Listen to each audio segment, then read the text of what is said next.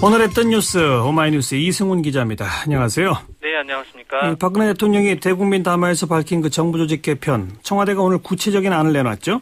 네, 그렇습니다. 안전행정부가 안전과 인사 기능만 떼내 행정자치부로 최종 남게 됐습니다.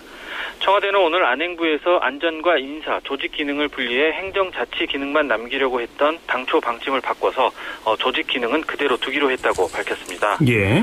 박근혜 대통령이 지난 19일 대국민 담화에서 밝혔던 정부조직 개편 방향이 열흘도 안 돼 수정되는 셈인데요. 결국 안전 기능은 국가안전처로, 인사는 신설되는 인사혁신처로 각각 이관됩니다. 예.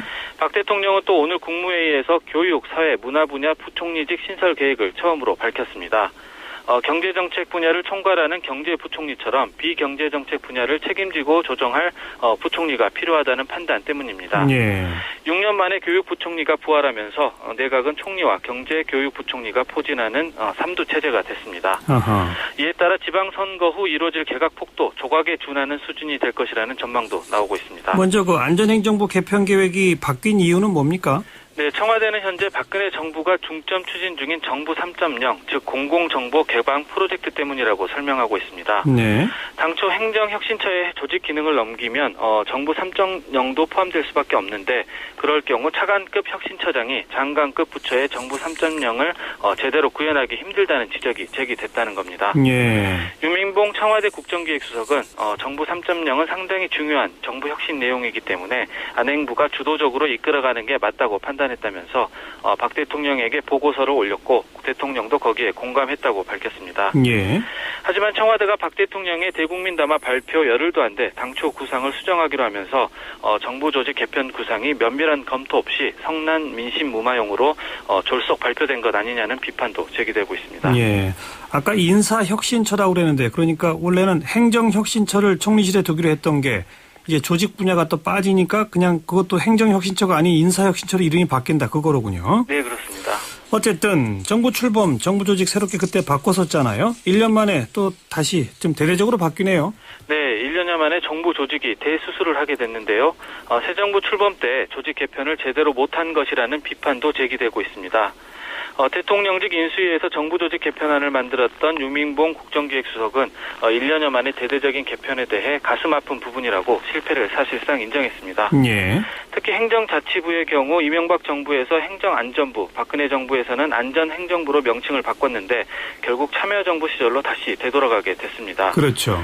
또 이번 박근혜 정부 출범 당시 해양수산부가 부활하고 1년 만에 교육부총리까지 부활하게 돼서 정부 조직은 참여정부 때와 비슷한 모습으로 바뀌고 있는데요. 예.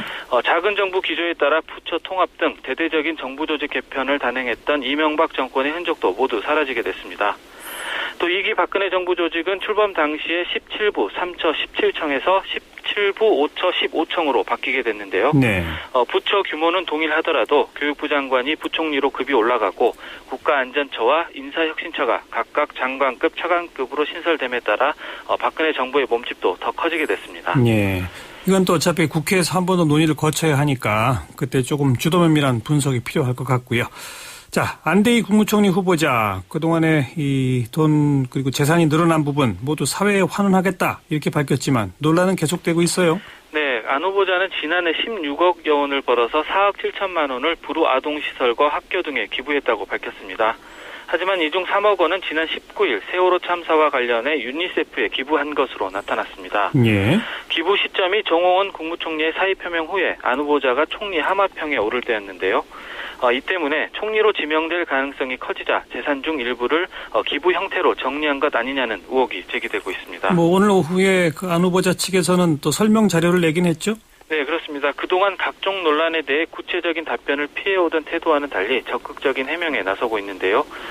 준비단은 논란이 된 세월호 참사 관련 기부에 대해 안 후보자는 변호사 활동으로 얻은 수익이 너무 많다고 생각해 소득의 3분의 1가량을 기부하기로 결심하고 이전부터 보다 의미 있는 방향을 고민해왔다면서 그러다 지난달 24일 유니세프 측에 기부 문의를 했고 5월 19일 목적과 액수를 결정해 기부하게 됐다고 밝혔습니다. 예. 정홍원 국무총리가 사의를 표명하기 사흘 전에 문의를 해서 이번 기부가 총리 지명과는 전혀 상관이 없다는 설명입니다. 예. 안 후보자도 오늘 직접 여러 건의 민형사 대법원 상고 사건을 수임했다는 논란에 대해 적극 해명에 나섰는데요. 안 후보자는 상고 사건은 변론이 안 열리고 상고 이유서를 쓰는데 100페이지짜리도 굉장히 많다면서 서명만 한 일은 한 번도 없고 직접 다 썼다. 전관예우 논란과는 전혀 관계가 없다고 말했습니다. 야당 쪽 입장은 지금 정리가 돼갑니까? 어떻습니까? 야당은 안 후보자의 해명에도 불구하고 진정성에 대한 의문을 거두지 않고 있습니다. 새정치민주연합은 안 후보자의 기부와 수익 사회 환원 계획에 대해서 1차 기부는 총리 지명을 위한 베팅, 2차 기부는 인사청문회를 위한 베팅이라고 비판했습니다. 예.